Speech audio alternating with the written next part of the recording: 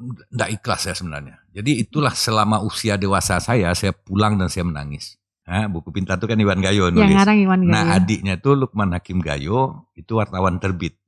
Dia orang Indonesia pertama yang pergi ke sana. Hilang 3 minggu kan. Oh iya, dengan dari Dewan Dakwah.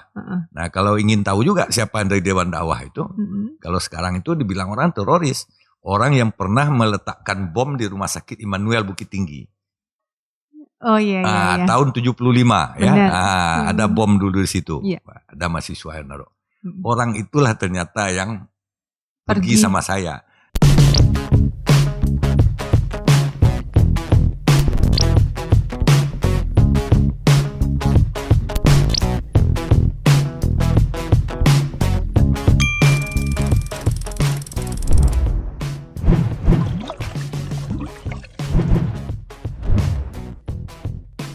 Assalamualaikum warahmatullahi wabarakatuh, sahabat budaya di seluruh Nusantara dari Sabang sampai Merauke, bersama kami kembali Kabalai podcastnya BPNB Sumatera Barat. Podcast BPNB Sumatera Barat bisa diakses di channel YouTube BPNB Sumatera Barat ataupun di Spotify. Jadi kami harap para sahabat budaya di seluruh Nusantara bisa menonton dan jangan lupa subscribe serta klik bunyi loncengnya agar bisa mendapatkan notifikasi setiap berita baru dari BPNB Sumatera Barat. Pada kesempatan kali ini kita akan berbincang-bincang dengan seorang jurnalis. Beliau adalah Haji Hasril Caniago. Karena kemarin kita sudah cerita tentang bagaimana proses beliau menjadi seorang jurnalis.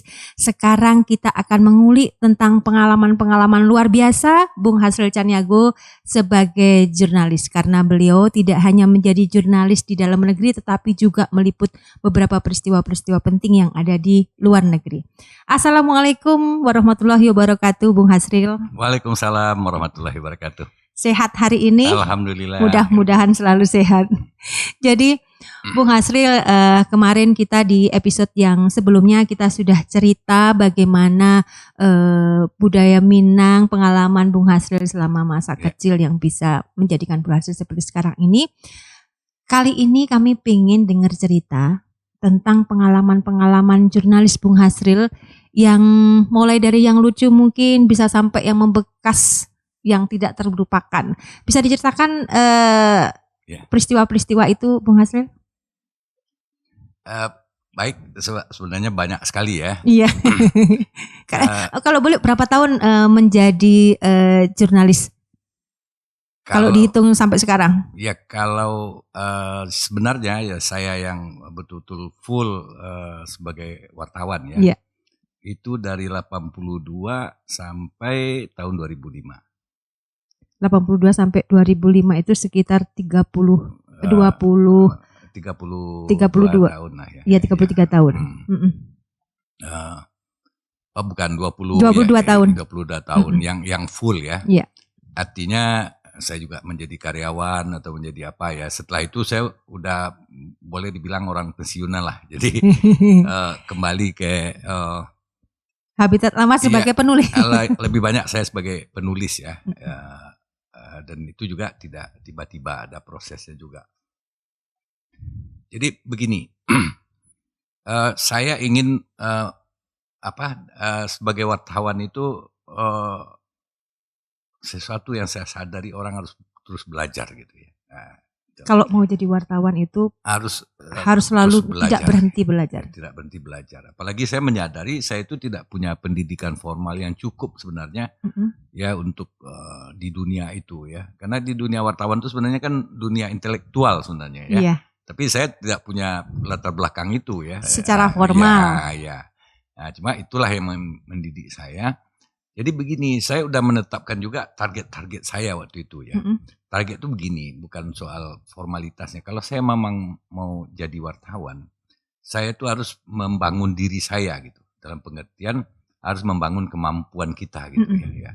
Nah karena saya tidak punya pendidikan formal yang memadai sebenarnya, malah tidak cukup itu. Masa anak STM jadi wartawan ya. Nah cuma saya katakan tadi, ketika saya tamat STM itu saya sudah punya 1 lemari buku gitu. Jadi itulah modal saya yang saya rasakan gitu ya. Iya, jadi tadi belajar menurut Bung Hasril tadi tidak berhenti belajar. Salah satunya adalah membaca buku. Ya, membaca buku. Itu yang informal. Kira-kira model belajar Bung Hasril selain membaca buku apa lagi? Ya jadi begini, kita sebenarnya kan untuk menghasilkan karya-karya jurnalistik itu kan juga memerlukan imajinasi ya. Tapi saya rasa saya juga banyak menerima berkah dari Allah lah ya. Jadi ketika saya baru bekerja di Singgalang itu, saya diberi keistimewaan.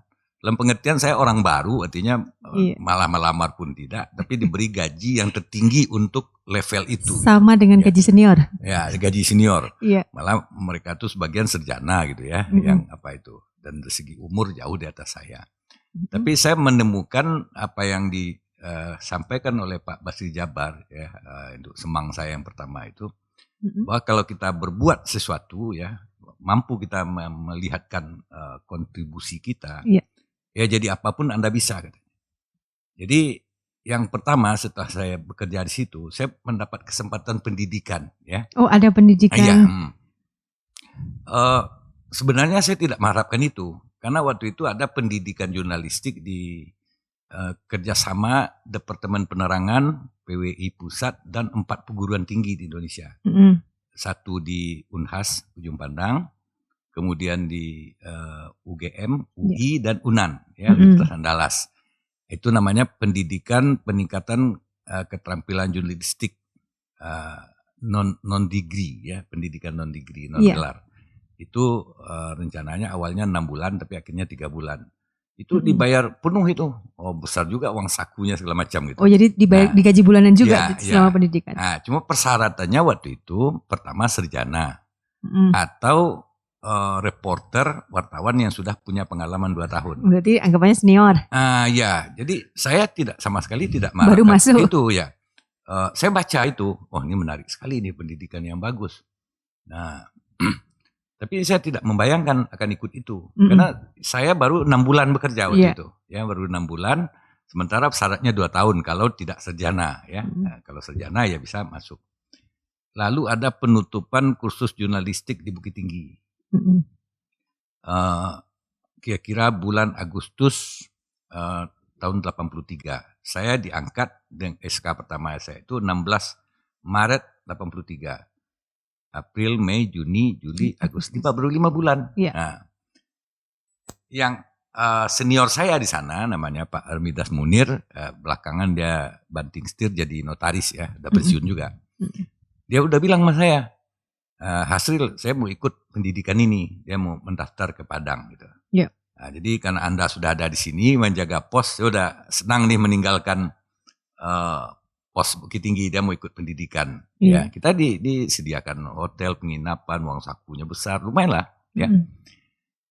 Jadi bulan Agustus itu ada penutupan penataan jurnalistik. Datanglah petinggi-petinggi dari surat kabar dari Padang, ada wali kota, ada Pak Ali Geno sebutkan dulu, yang itu beliau sudah jadi kasdam waktu itu ya. Karena yang mensponsori pendidikan jurnalistik itu adalah Pak Ali Geno ketika ada jadi komandan Korem. Dia tentara yang sangat aktif bermasyarakat. Lalu saya di belakang, ya, mengikuti. Saya tidak ikut kursus itu juga, gitu kan. Terus? Lalu dari jauh dipanggil saya oleh wakil pemimpin redaksi Singgalang, namanya Pak Khairul Harun, ya almarhum. Tua tahun senior juga, pernah jadi pemret haluan juga dulu. Waktu panggil, kan. Saya datang, ini dia pas, katanya. Pak Basri Jabar kan. Duduk sini. Jadi duduklah saya antara Pak Basri Jabar dengan Pak Khairul Harun, sebelahnya Pak Wali Kota Bukit Tinggi Umar Ghaffar. Siap pendidikan ya? Pendidikan apa dah? Ya, pendidikan apa? Itu yang di UNAN. Yang di UNAN. Loh, saya kan tidak memenuhi syarat sebenarnya. Iya. Saya kan belum memenuhi syarat. Iya. Yang menentukan persyaratannya siapa? Ya saya baca itu. Harus 2 tahun. Saya kan bukan sarjana, bilang kan. Bukan. Yang menentukan persyaratannya, dia bilang kan. Dia. Jadi saya disiapkan SK mundur supaya memenuhi 2 tahun. Kursus. Ya. Dibuatkanlah saya SK masa kerja saya itu mulai tahun 80. Jadi sudah lebih 2 tahun. Dengan bisa ikut pendidikan. Dengan itulah saya bisa ikut pendidikan itu ya.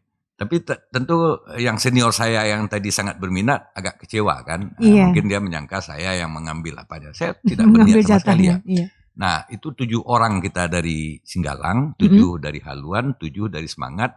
Kemudian ada dari Depen, dari Humas Pemda Provinsi. Ada 30 orang semua pesertanya. Nah waktu mau masuk pendidikan, pengarahan dari pemimpin Singgalang waktu itu ada senior saya juga ya, dia ada sarjana tamat IAIN. Dia bilang dia memang kalau menurut saya reporter jagoan waktu itu ya. Nah, dia lebih dulu pada saya. Saya termasuk menjadikan dia patron lah ya. Lalu dia bilang namanya Akmal Darwis ya, masih ada sekarang. Jadi Akmal, kalau kamu jadi peserta, kamu harus jadi peserta terbaik ya, dari Singgalang harus jadi peserta terbaik. Begitu Anda nanti jadi peserta terbaik, saya belikan sepeda motor katanya. Janjinya Pemret. Ya saya yakin dia memang pantas ya. Dia termasuk idola saya lah ya, yang dia produktivitasnya tinggi, pergaulannya luas, sumber-sumbernya banyak. Tapi hasilnya waktu selesai pendidikan, saya peserta terbaik. Dapat Honda, dapat sepeda motor. Enggak jadi. Enggak jadi. Jadi dia bilang sama Pak Pas, saya janji sama Akmal. Tidak sama hasil Pak saya tidak janji katanya. Akhirnya saya dibelikan hanya satu televisi hitam putih 14 inch. Tapi televisi zaman itu tuh sudah barang luar mewah. Biasa. Iya. Sudah besar juga. Hampir mirip dengan sepeda motor juga lah waktu itu nilainya gitu ya. Dan jarang orang punya televisi waktu itu. Oh masih sedikit. Di kampung itu kita paling-paling di satu negari itu 3-4 orang punya televisi kan. Nah waktu saya bilang sama ibu saya, mak saya, mak insya Allah nanti mak punya televisi, saya bilang kan. Mak tuh, tuh sudah dapat peserta terbaik ya. Nanti waktu ulang tahun Singgalang mau diserahkan. Gak usah lah dibilang-bilang sama orang, nanti malu kita kalau gak jadi. Itu orang kampung kan. Nah akhirnya saya dapat itu peserta terbaik. Ya. Jadi pada waktu itu kan sudah malang melintang di jurnalis. Terus saya kan pernah mendengar cerita kalau Bung Hasril pernah meliput peperangan nih. Iya Bosnia. Jadi Bosnia dan di Filipina Selatan kalau tidak salah. Moro, Iya, itu yang menugaskan pada waktu itu masih di Padang sini atau memang sudah menjadi jurnalis di luar? Enggak, saya di Padang. Di Padang. Iya, gimana ceritanya kok bisa dikirim ke Bosnia? Jadi begini, saya itu memang sebenarnya pengen dapat pendidikan ke luar negeri. Jadi begini, saya itu betul-betul ingin lah. Dari kecil itu saya sudah ingin jalan-jalan kemana-mana. Kalau punya tekad itu memang konsisten. Jadi pingin sekali ya melihat tempat-tempat di dunia ini. Waktu saya kelas 5, hanya dari membaca atlas di sekolah itu, saya hafal 90% lebih ibu kota negara dunia. Tanyalah ya. Hanya membaca atlas? Dengan baca atlas saja. Saya hafal itu. Cekoslovakia ibu kotanya Praha, ini Austria ibu kotanya Wina, sampai negara-negara Afrika. Bisa menggambarkan juga di mana letaknya? Bisa saya menggambarkan letaknya di mana gitu. Jadi pingin sekali sebenarnya ke luar negeri itu. Alhamdulillah ya, karena saya orientasi saya pendidikan, saya tidak pernah mau misalnya ikut-ikut rombongan DPR, ikut kerja pejabat, kunjungan kerja, karena menurut saya itu tidak menantang gitu. Uangnya banyak. Jadi dulu kalau kita pergi ikut kunjung kerja dengan DPR misalnya, ya itu sama dengan gaji sebulan. Oh, lebih sama dengan gaji yang didapat oleh anggota DPR itu sendiri. Gitu disamakan dulu wartawan. Padahal saya umur 25 itu sudah diangkat jadi Redpel. Redpel itu pelaksana pimpin redaksi. Karena saya ditantang ya. Jadi saya tidak pernah ikut-ikut seperti itu. Tapi begitu ada yang menantang, misalnya pendidikan, seminar, apa yang diadakan Depen. Walaupun uang tidak banyak, saya lebih suka ikut itu gitu. Nah, dan saya juga kadang-kadang saya kesempatan itu saya studi banding ke Jawa Pos, ke yang sering fenomenal koran daerah gitu ya. Pikiran Rakyat, ke Tempo, ke apa. Saya ingin memperbaiki gimana Singgalang ini maju gitu. Ya alhamdulillah itu bisa saya lakukan. Nah ketika tiba saatnya tahun 87 ya, baru saya bekerja 4 tahun lah. Setelah saya dapat peserta terbaik itu, saya dipromosikan jadi redaktur khusus di Padang ya. Baru setahun saya kerja, belum setahun. Nah waktu itu ditantang saya, bisa enggak Anda membenahi Singgalang ini? waktu ini masih rugi lah ini segala macamnya, pembacaannya masih kalah dengan kompetitor gitu. Boleh sih, tapi ada syaratnya. Saya rubah organisasinya, saya perbaiki standarisasi yang ada di sini. Benar. Dan saya harus diberi kewenangan tidak boleh diintervensi kerja redaksi. Itu Pak Bas masih hidup ya kalau mau ditanya. Boleh, kasih saya waktu sebulan. Saya atur, bikin lagi konsep organisasinya segala macam ya. Begitu saya presentasikan langsung ke Pak Bas, langsung disetujui, dirombak total gitu. Dan saya diangkat jadi redaktur pelaksana dalam umur 25 tahun. Istilahnya waktu itu saya perdana menterinya lah di Singgalang itu. Sementara kalau dikatakanlah anggota saya, tim saya itu lebih separuh itu udah di atas saya umurnya. Apalagi pendidikannya banyak sarjana. Ada yang sudah 50, saya umur 25. Tapi alhamdulillah mereka mau saya pimpin. Ya kan? Karena saya lihat kepemimpinan salah satu adalah bagaimana melaksanakan tanggung jawab. Kita harus bekerja dengan penuh tanggung jawab, dengan contoh ya. Kalau orang tidak bisa, saya bisa. Benar. Ya. Jadi misalnya saya tugaskan anggota saya, tim lah. Anda wawancarai si Anu, kita bikin dulu rubrik, saya bikin rubrik yang agak kreatif ya. Misalnya sehari bersama gubernur, apa saja dari pagi sampai Anu itu kan wartawan. Ada juga wartawan-wartawan ini yang agak bahasa Minang itu gali ya. Apa itu gali? Iya agak licik lah ya. Ya. Benar. Udah berapa kali, dia sibuk sekali. Itu Pak Sarujud itu wali kota Padang. Sehari bersama Sarujud. Mulai dia bangun pagi sampai nanti malam, apa saja kegiatannya. Nah, itu saya bikin rubrik-rubrik yang kreatif seperti itu.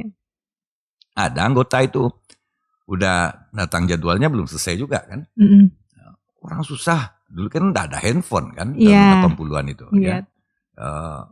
Dia sibuk ke Jakarta, sibuk sini. Saya tahu enggak dia kerjakan sebenarnya. Saya datang tempat Pak Wali itu.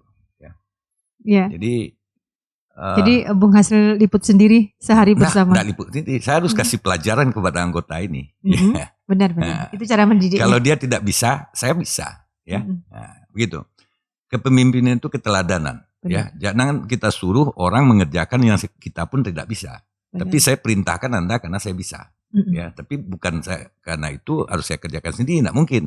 Ya, saya datang, Bang, si A pernah datang ke Abang, enggak, ya kan, enggak pernah hubungan kan. Nah, kita punya rubrik gini, bagus itu katanya kan. Nah, sekarang saya telepon, Abang bikin janji langsung.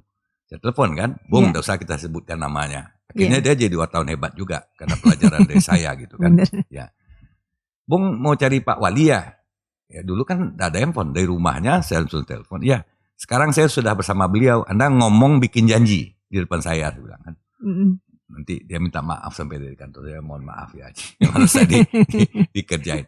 Jadi jangan dikira kita itu tidak menyuruh orang bukan karena kita tidak mampu, tapi karena sistem yang kita buat. Gitu, benar. Nah, dengan itu akhirnya saya kalau orang bilang sih saya anak mas, tapi saya merasa biasa-biasa saja. Ya. Saya hanya melaksanakan bagaimana menjadi wartawan itu, beginilah wartawan yang ideal menurut saya. Ya mungkin menurut orang berbeda gitu. Nah, dengan modal itu ya alhamdulillah saya bisa melakukan perubahan lah ya.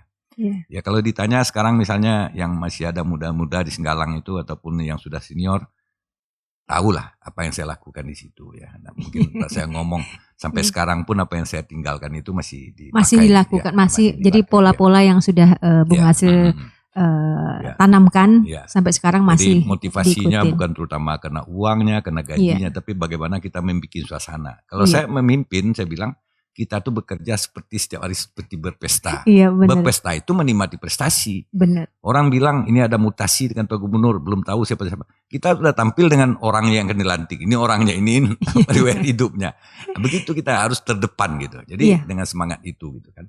Jadi keinginan-keinginan untuk selalu terdepan itulah membuat kita menjadi maju. Nah, jadi soal ke luar negeri itu, jadi pernah saya sudah mengisi dan lolos untuk ikut pertukaran wartawan ASEAN Jepang. Itu ada dulu programnya setiap tahun, 3 dari Indonesia, 3 dari tiap negara ASEAN. Nanti kita ada 3 bulan di Jepang gitu.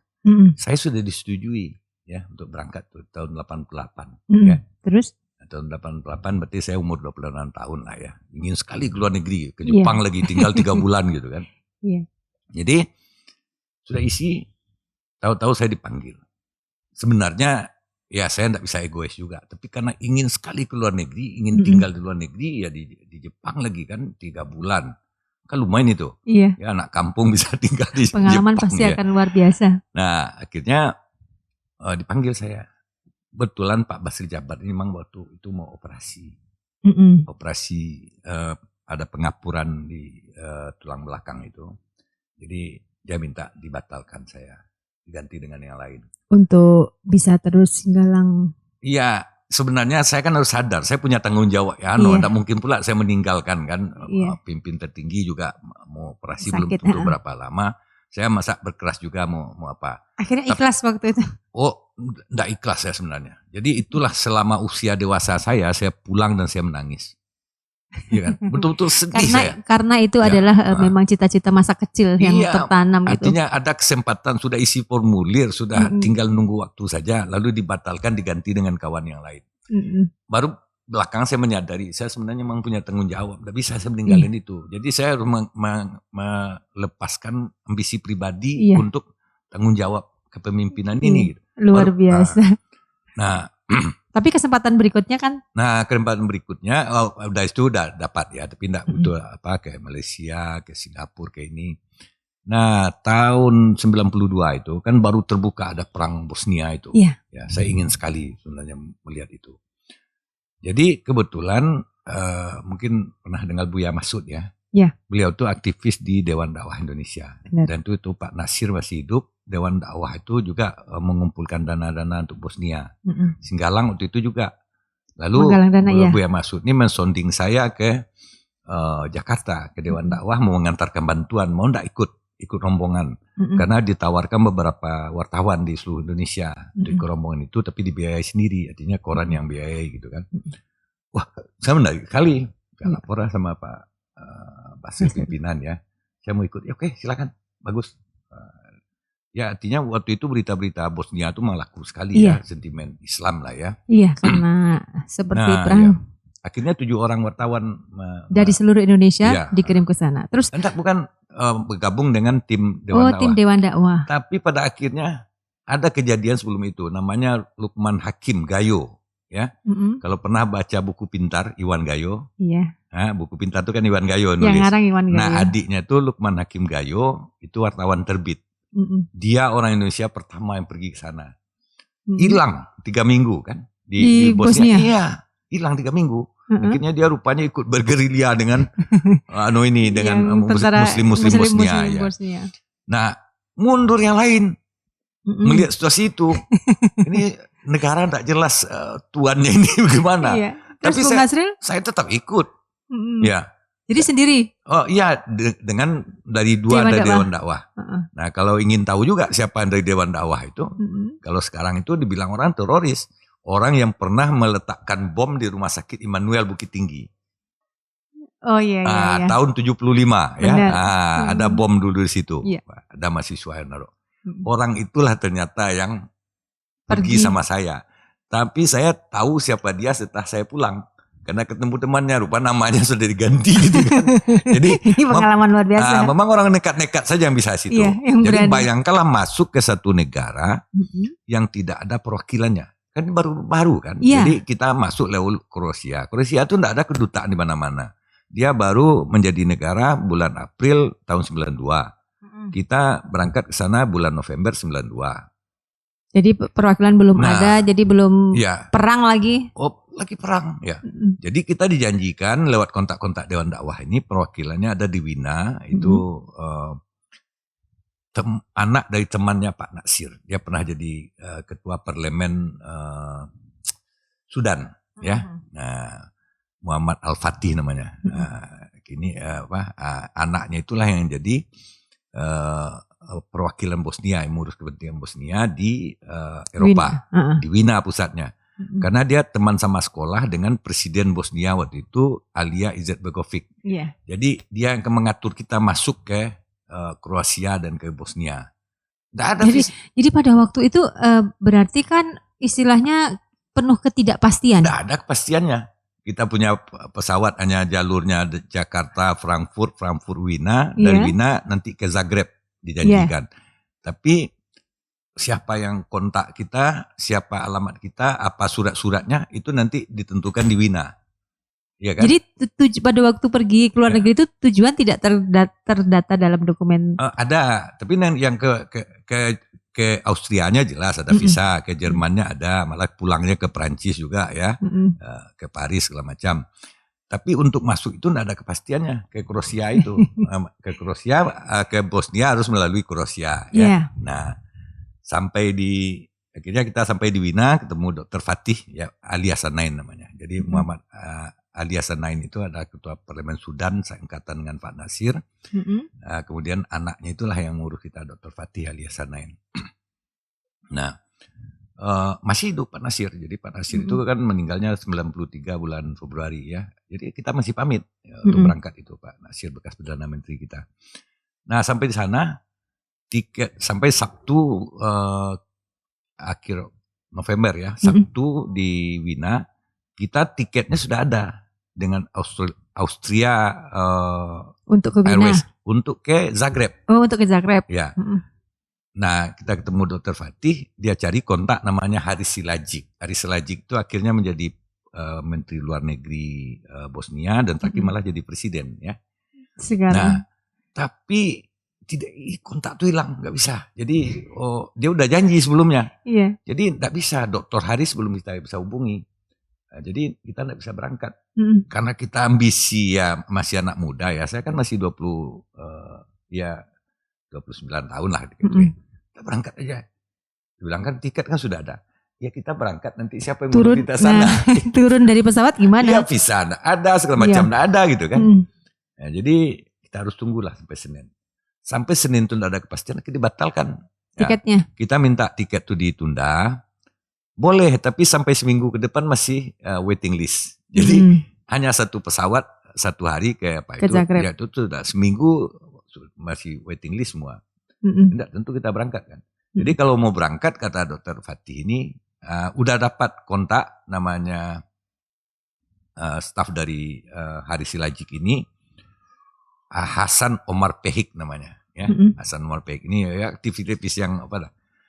Baru kita bisa berangkat sana. Tapi tiket sudah hangus ya. Iya. Akhirnya dia sediakan karavan, sebuah karavan, sopir yang juga belum pernah ke sana. Pernah ke sana tapi dia enggak pernah jalur formal. Ya. Dia istilahnya jalan-jalan tikus lah ya. Dia biasa mengundukkan senjata, makanan yang diatur oleh apa. Dikirimlah kita lewat karavan itu. Nah, namanya Abdullah, warga negara Yordania. Nah, tapi sudah permanen residen di Austria. Nah, dia bisa bahasa Jerman dan bahasa Arab. Bahasa Inggris tidak bisa. Nah, untung yang dua teman saya ini dia pandai bahasa Inggris, pandai Arab ya. Nah, jadi nggak apalah. Jadi nanti yang mengurus Anda masuk ke Bosnia ini Abdullah, Abdullah ini. Ya. Iya. Sampai di Bosnia? Ya sampai kita melalui Kroasia. Bosnia waktu itu tertutup, betul tertutup, nggak boleh masuk. Apa nggak bahaya karena Kroasia dan Bosnia kan pada waktu itu berseteru, malah kita masuk dari Kroasia malah bersahabat dengan Bosnia waktu itu ya. Jadi pusat gerakan orang-orang Bosnia itu di Kroasia, di Zagreb ya. Berarti di situ. Masuk situ, ngamuk-ngamuk lah sopir ini kan. Nah, saya tidak tahu tuan-tuan mau saya lempar kemana nih, kita bilangnya kan. Jadi saya tanya sama apa katanya, bilang Masni Muhammad Yunus namanya, yang teman ini. Dia bilang orang Arab tuh biasa, enggak usah dilawan, dengarin aja bilang. Saya enggak tahu lagi di mana alamatnya. Dia enggak biasa masuk kota gitu. Dan masuk kota Zagreb. Karena biasa jalan tikus. Iya. Jadi saya bilang sama dia, bilang aja, lapor aja, tanya di kantor polisi alamatnya ada gitu. Tapi dia enggak tahu di mana. Sekarang dulu kan belum ada Google Map ya. Benar. Nah, terus dia saya bilang tanya di kantor polisi. Tambah ngamuk dia kan. Nanti saya ditangkap, dia bilang. Saya ini ilegal. Saya masuk aja bawa tuan-tuan tuh tadi masih bohong-bohong itu di perbatasan. Karena dari Wina kita harus melalui satu negara, Slovenia namanya. Dia tanya, ada enggak surat-surat yang tidak ada bahasa Jerman, tidak ada bahasa Inggris? Surat tugas saya di Singgalang bahasa Indonesia. Ini ada, saya bilang. Aman. Jadi dia pokoknya tuan-tuan di atasnya urusan border urusan saya. Jadi enggak tahu lah apa bahasanya. Apa bagaimana menyelesaikan? Dia bilang kod diplomatik nih suratnya kan. Orang enggak ngerti bahasa Indonesia, ya kan? Benar-benar. Nah, kalau bahasa Arab juga enggak bisa. Waktu itu dianggap apalah mendukung ekstremis, teroris itu segala macam gitu kan. Nah, lewat situ dia enggak tahu lagi. Akhirnya saya bilang, kalau begitu di pompa bensin, saya bilang kan. Di pom bensin. Cari pom bensin. Baru dia sadar. Jadi cari pom bensin, Anda bisa tanya alamat tuh di mana. Namanya Merhamet, itu Masjid Agung Kroasia. Itu satu-satunya masjid di Zagreb, itu besar. Ya. Itu orang Bosnia yang bangun, yang merancangnya. Kita udah ketemu perancangnya, Insinyur Ismet Sacirovic, dia itu arsitek terkenal di Wina. Kita udah ketemu. Begitu berhenti di pom bensin, ada mobil yang nyusul di belakang. Itulah Hasan Omar Pehik itu. Loh, kok bisa tahu? Dia sudah tahu, karena dia sudah kontak dengan Dr. Fatih di Wina. Itu identitasnya, nomor mobilnya itu ya. Ya. Tapi kok Anda tidak stop tadi? Ini orangnya katanya. Kalau kita stop, dia curiga mobil saya pasti tabrak. Jadi dia ikuti saja sampai berhenti. Iya, benar. Jadi sejak di perbatasan Kroasia dia sudah ikut sebenarnya, ada di mobil. Tapi begitu di pompa bensin, dia Abdullah dia bilang, saya utusan Haris Silajik. Ini tamu saya ambil katanya. Ya udahlah ambil lah. Jadi pindah van nih. Pindah mobil dia, kayak mobil Hasan ini. Barulah terus kita dapat jalur-jalur Bosnia gitu kan. Ada dengan mufti besarnya Kroasia.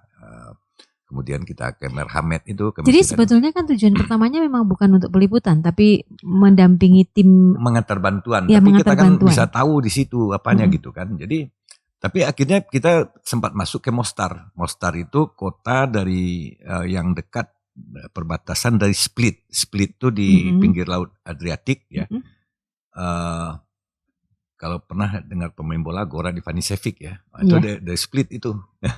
Iya. Jadi apa istimewanya kota itu? Kota indah sekali ya. Kata orang seperti Hong Kongnya di Eropa ya, dia di pinggir pantai. Dari situ hanya kira-kira 25 mil, 40 kilo lah. Kita udah masuk ke Mostar, kota kedua terbesar di Di Bosnia. Di Bosnia. Dari situlah kita cuma bisa kemudian meninjau kamp-kamp pengungsi segala macamnya gitu kan. Jadi apa yang Bung Hasril lihat pada waktu itu? Ya sebenarnya kan itu kan kekejaman paling besar lah setelah Perang Dunia Kedua ya. Pembunuhan, pembersihan etnis ya. Itu kan satu kampung orang diusir ya, genosida ya, genocide ya.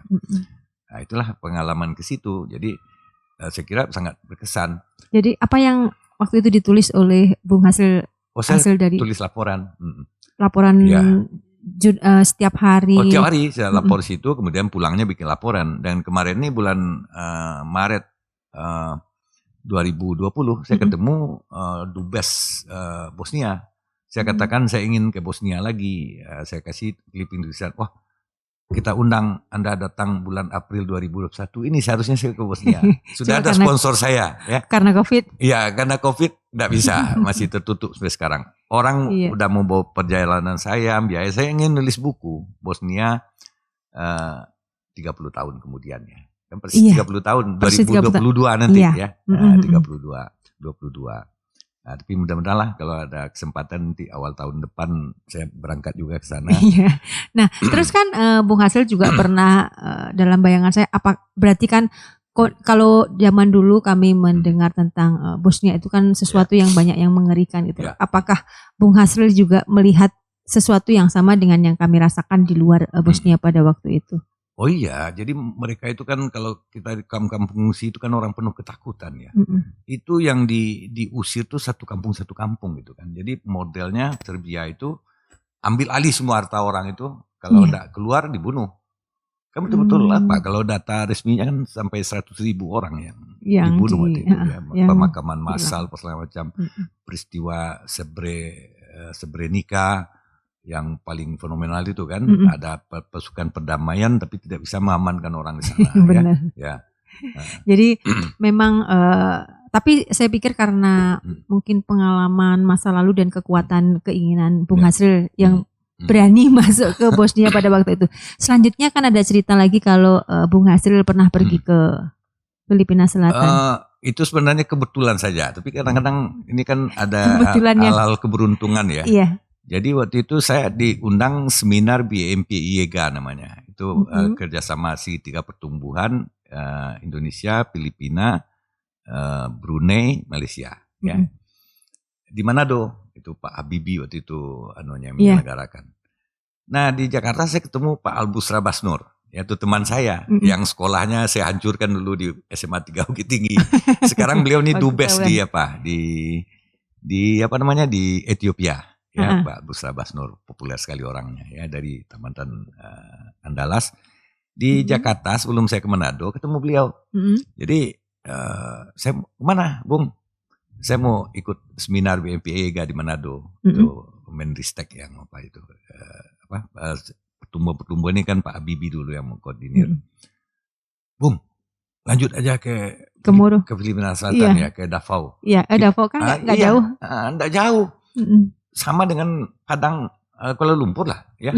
Dulu pesawat baling-baling hanya 1 jam 15 menit. Dekat sekali ya, nggak sampai jauh ke Jakarta. Wah, menarik ini saya bilang kan. Berarti tidak ada dalam bayangan kalau nggak ada rencana kalau Bung Hasil mau ke sana. Nggak situ ya. Kenapa kok disuruh ke sana? Iya, kan mumpung ada kesempatan. Jadi karena dekat. Saya seminar tuh sampai tanggal 28 ya, dari 25 sampai 29 sebenarnya. Lalu tanggal 30 September 96 itu ada pelantikan Gubernur Miswari. Itu hasil perdamaian dijembatani oleh Indonesia. Disitulah saya kenal dengan Pak Kiflan Zen waktu itu ya. Jadi menarik itu. Bisa saya kasih kontaknya. Konjennya orang kita, tapi saya tidak punya telepon. Orang keduanya namanya Pak Taufan Aditya Warman, orang Padang Panjang, kemenakan dari Pak Sam Sidurin waktu itu ya. Nah, ini saya kasih nomor teleponnya. Anda telepon nanti dari Manado ya.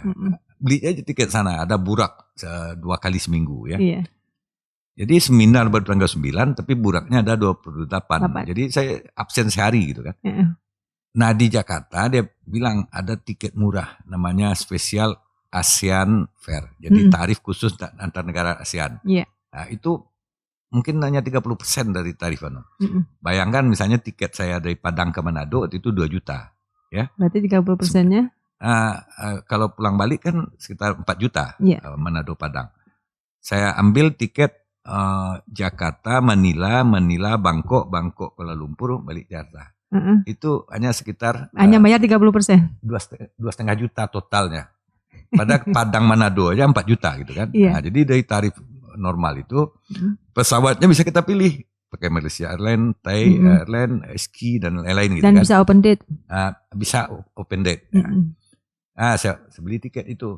Cuma nanti saya yang Jakarta Manila saya robek aja gitu. Karena kan nyangkut visa juga kan. Nah, saya ambil dulu kan bebas fiskal, pajak luar negeri itu kan mahal dulu 2,5 juta. Tapi daerah-daerah yang ikut segi pertumbuhan, Padang kan ikut sumbar segi pertumbuhan IMS Indonesia, Malaysia, Singapura kan. Nah itu kita bebas fiskal. Jadi penduduk yang punya daerah itu KTP. Bebas fiskal ya 2,5 juta itu. Nyebranglah saya sana. Sempat tak dapat seat ya karena pesawat penuh. Saya sampai membana-bana lah ya, sama itu. Saya naik apapun mau. Bangku serap atau berdiri pun saya mau, tapi saya harus ke sana bilang kan. Lalu ada orang di situ, jadi banyak keberuntungan kita kan. Namanya Hari Purwanto, Pak Hari ini. Belakangan tahu siapa dia. Mau kemana Mas? Saya mau ke Davao. Mau apa? Mau ketemu konjennya. Enggak, saya belum kenal Pak Taufan. Itu kan konjennya katanya. Saya dengar tidak. Konjennya Pak, namanya Pak Asmardi Arbi. Tapi saya lihat situ ada barang-barang beberapa kardus mereknya Asmardi Arbi. Iya kan? Saya tidak tahu siapa orang ini, Pak Hari ini. Lalu dia panggil kepala perwakilan Buruk itu si Burak ya. Si Alek namanya ya. Alek, kamu sini. Kamu urus Bapak ini ya, harus berangkat. Baik Pak, Bapak tunggu aja di ruang kerja saya.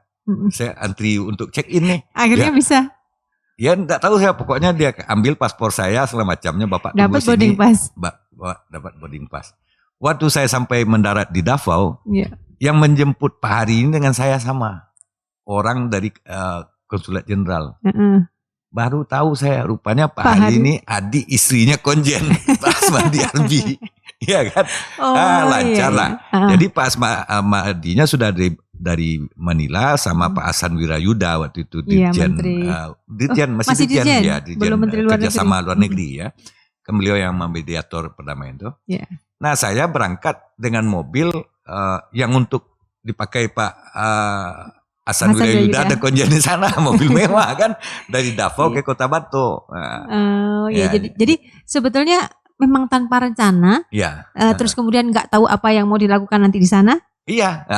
Nah terus apa yang Bung lakukan waktu itu? Iya akhirnya sampai di sana kan udah kenal semua kan. Nah saya dapat surat juga karena itu saya melapor sama Pak Aditya Warman namanya Brigjen, dia waktu itu penerangan umum orang Payakumbuh juga. Penerangan umum Angkatan Darat. Dia angkatannya Bang Kiflan karena saya kontak di sini kalau mau ketemu Pak Kiflan temui Bang Adit. Jadi kasih saya surat sama Bang Adit. Nah, Bung Kiflan, ini keponakan saya kan. Nah, itu zaman dulu pakai memo. Iya. Rupanya waktu malam sampai kita ke markas pasukan penjaga perdamaian ini dulu kan. Ada Bang Kiflan di situ, Pak Asmadi juga di situ. Ayo udah kenal lah semua gitu kan. Nah, situ saya ketemu juga Pak Farid Purwanegara, dia mewakili Bakri waktu itu kan. Nah, jadi banyak sekali mulai persahabatan lah di situ gitu. Jadi kebetulan yang banyak sekali ya. Jadi sebetulnya pelajaran yang bisa kita ambil adalah apapun kalau tanpa rencana juga tidak masalah karena semuanya sudah ada yang mengatur, jadi let it flow aja. Iya, jadi di mana ada kemauan situ ada jalan. Di situ pasti ada jalan. Nah, mungkin saya perlu cerita juga sedikit ya yang perlu apa. Bagaimana saya bisa dapat kesempatan pendidikan singkat lah di Amerika ya. Nah, gimana ceritanya? Itu 98. Jadi 97 saya dikirimin, itu ada namanya International Center for Foreign Journalists ya. Jadi itu lembaga yang di Freedom Forum nama di Amerika, itu salah satu 10 besar yayasan terkaya lah, yang dia bergerak dalam mendiseminasikan First Amendment, kebebasan pers, kebebasan berbicara di seluruh dunia. Dan dia memberikan beasiswa, fellowship untuk 10 wartawan di dunia setiap tahun. Berarti kita apply itu atau dikirim? Apply, tapi syaratnya minimal harus redaktur pelaksana ya, sampai pemret. Nah itulah posisi saya, beruntungnya saya sudah redaktur pelaksana. Jadi saya dikirim, kenapa saya bisa ikut itu? Satu-satunya pendidikan yang tidak memerlukan TOEFL. Nah perlunya hanya ada tes dari native speaker. Native speaker kan bisa kita cari, misalnya mahasiswa di apa di semacam gitu. Skor itu aja. Nah, lalu tahun 97 saya melamar itu, diberi oleh lembaga Pers Dr. Sutomo ya. Melamar.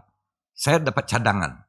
Jadi dia selalu 10 orang, 3 dari Asia, 3 dari Eropa Timur, 3 dari Afrika atau 2 dari Afrika, kemudian 1 atau 2 dari Latin. Itu selalu 10 itu. Tapi ada cadangan alternate-nya. Cadangan itu ya karena program itu biasanya kita diterima programnya seleksinya bulan April. Program mulai baru Agustus atau September, nanti sampai Desember 3 bulan gitu kan. Jadi kalau dalam anu ini yang terpilih itu ada apa-apa, naiklah cadangan. Saya alternate 1 gitu kan. Cadangan nomor 1. Jadi berdoa lah dan punya halangan atau tidak gitu kan. Benar. Nah ternyata sampai akhir program tidak ada. Waktu itu mulai internet. Nah internet udah mulai ada email semacam tahun 98. Saya kirim email ke apanya? Ke panitianya lah istilahnya. Ke direktur programnya. Namanya Elzbieta Knowska, orang keturunan Polandia. Tapi sudah warga negara Amerika gitu kan. Kirim. Kalau saya dulu sudah ikut seleksi, ini buktinya, dia kirim email ke saya kan. Nah, tapi saya masih cadangan 1. Boleh enggak saya ikut seleksi? Oh, kalau Anda berminat, silakan kami kirim langsung formulir asli dari lembaga itu, dari ICFJ itu. Dikirim ke saya. Lalu saya isi. Nah, saya ini kan gini, bahasa Inggris saya itu bahasa Inggris anak kapal aja, enggak bisa diandalkan lah gitu ya. Ya karena jarang terpakai ya. Nah, jadi pernah juga les di LIA, LBA semacam. Tapi waktu itu udah agak parah lagi kan. Nah, udah lama tidak pakai pula, udah pulang dari Bosnia, udah jarang pula ke luar negeri kan. Nah, tapi hanya diperlukan tes dari native speaker, dia kasih skor. Ada formulirnya dikasih sana. Saya punya guru bahasa Inggris di Lia dulu. Saya panggil ayah, masih hidup, Pak Ansari namanya. Ya, saya perlu ini gimana? Ada mahasiswanya dia, saya bikin aja lah. Apa dikasih skornya? Apa perlu excellent semua? Anda good aja lah, saya bilang kan.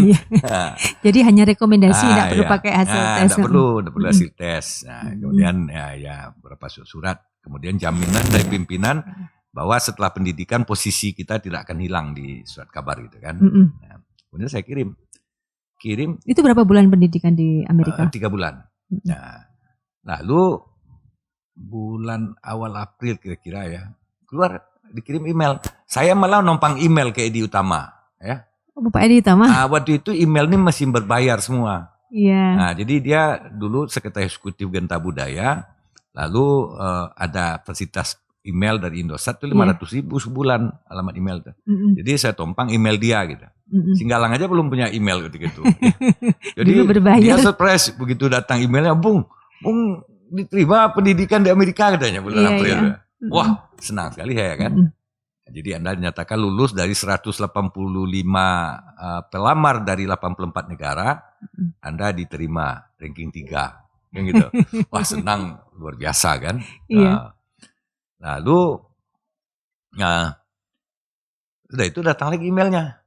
Jadi seluruh itinerary dari kegiatan, tiket Anda dari rumah ke rumah ya sampai rumah. Berarti pendidikan itu full ditanggung oleh pihak penyelenggara di sana. Luar biasa. Saya banyak sekali dapat rezeki lah ya. Orang lagi Krismon saya dapat. Ya 98 Krismon. Iya Krismon 98. Dolar 15.000 saya dapat uang saku. Dibawa pulang lebih tinggi. Lebih 10.000 dolar sisanya kan. Iya. Kan lebih 100 juta lah waktu itu.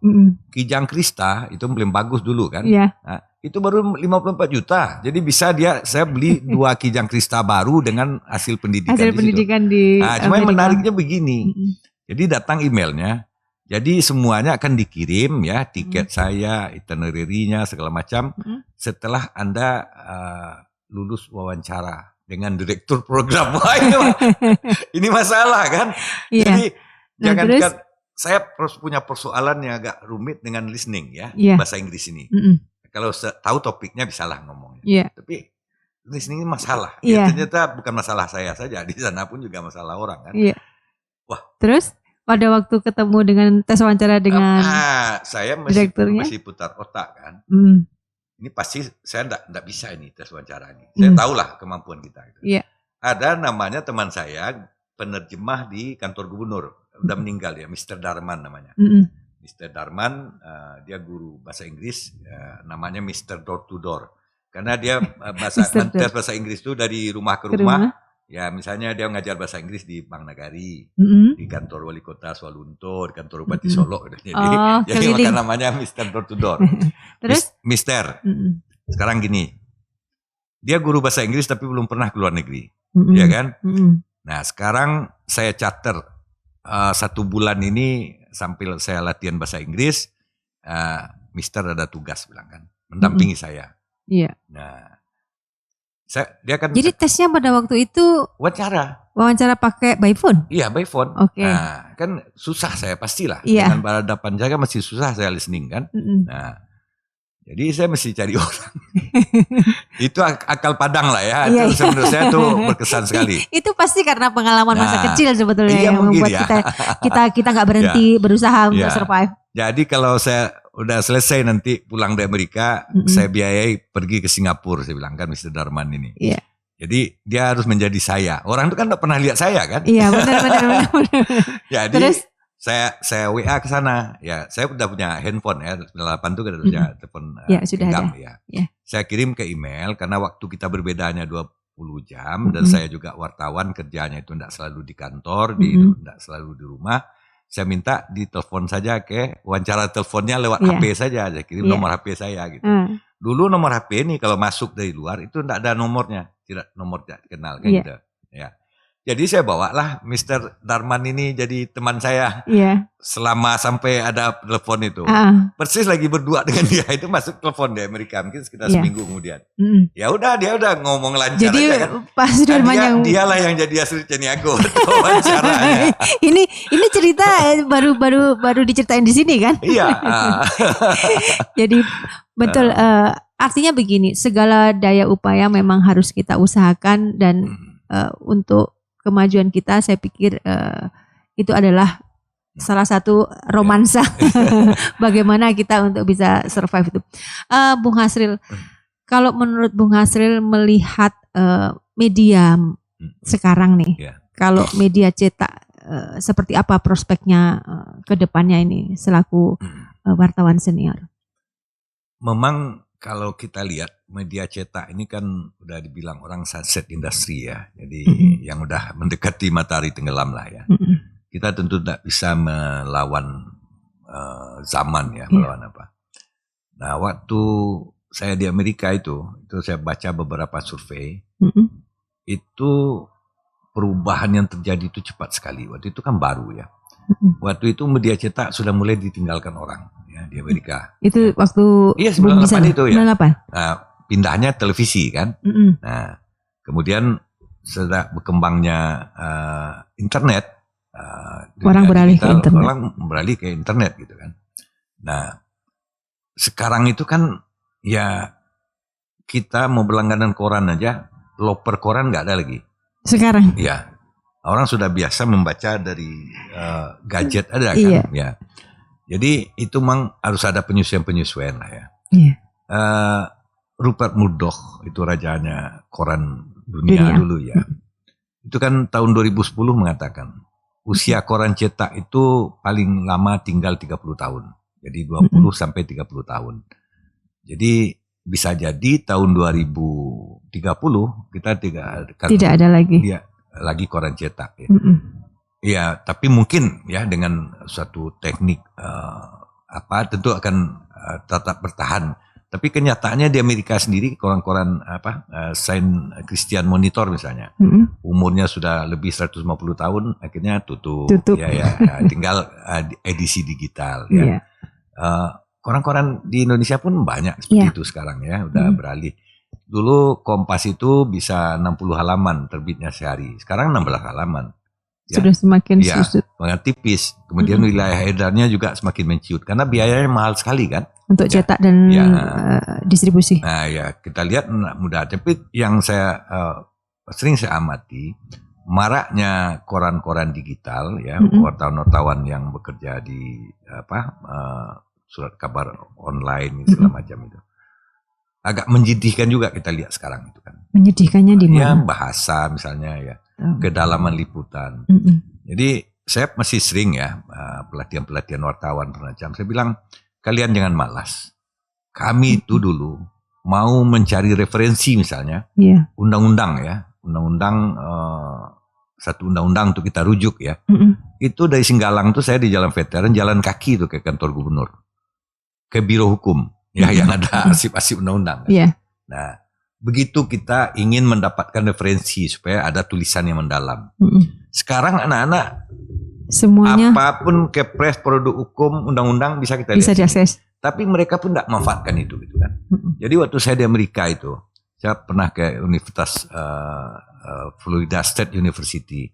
Itu internet mulai berkembang kan. Jadi saya pergi di situ, perpustakaannya buka 24 jam, ada 400 komputer yang bisa punya akses ke internet. Punya diakses. Ya kita bisa pakai. Lihat library Kongres. Saya klik misalnya tentang Minangkabau apa saja penelitian yang ada di situ. Ratusan ada.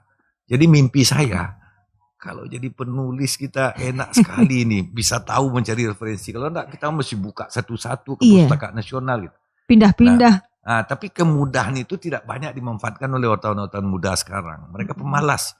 Jadi mereka hanya menulis tentang permukaan-permukaan saja, tidak pakai referensi. Karena berita-berita online sekarang juga itu pendek-pendek sehingga kurang saja ya, jadi tidak pernah dibahas. Betul. Ya misalnya ada undang-undang baru. Kalau dulu kita kritisi, kita diskusikan apa yang berbeda dengan yang lama, apa yang sebenarnya tidak cocok dengan undang-undang yang tabrakan dengan ini. Itu kita cari, kita bahas. Sekarang enggak, dangkal-dangkal saja gitu. Iya, dangkal-dangkal dan kemudian berita-berita itu sering hanya di copy paste apa itu dipindah-pindah media kayak gitu. Jadi betul. Tidak ada. Jadi saya kan punya pengalaman juga ya bekerja jadi tenaga ahli lah di satu lembaga negara di Jakarta gitu kan. Nah, itu saya lihat wartawan-wartawan di presenter itu arisan saja. Jadi dia pakai piket misalnya wartawan di berbagai media ya, tapi ada media-media tertentu yang tidak ikut itu gitu kan. Tapi kebanyakan ratusan, puluhan wartawan kumpul, nanti ada satu acara, satu apa? Satu aja yang nulis. Nanti di-share aja ke yang lain kirim ke redaksinya. Gimana? Kalau dulu kita berlomba ya.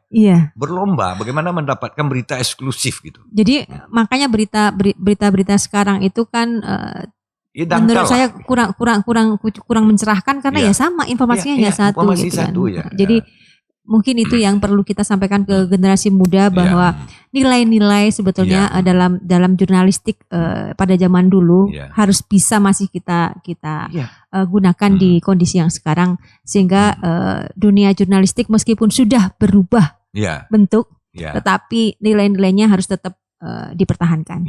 Begitu Bung Hasril. Saya minta close statement atau kata penutup dari Bung Hasril untuk kemajuan jurnalis. Silakan. Ya, saya kira kata kuncinya adalah kualitas ya. Jadi media bisa berubah ya dari media cetak menjadi digital, menjadi online gitu. Tapi janganlah kita mengabaikan kualitas ya. Jadi kualitas harus menjadi ukuran utama. Ya, kualitas informasi, informasi yang mencerahkan, yang mendidik, yang memberikan pengetahuan itu harus kita utamakan. Ya. Jadi terima kasih Bung Hasril sudah bersama kami Kabalai Podcastnya BPNB Sumatera Barat. Mudah-mudahan perbincangan kita dengan Bung Hasril Caniago ini bisa mencerahkan kita semua sahabat budaya di seluruh Nusantara dari Sabang sampai Merauke. Salam budaya. Assalamualaikum warahmatullahi wabarakatuh.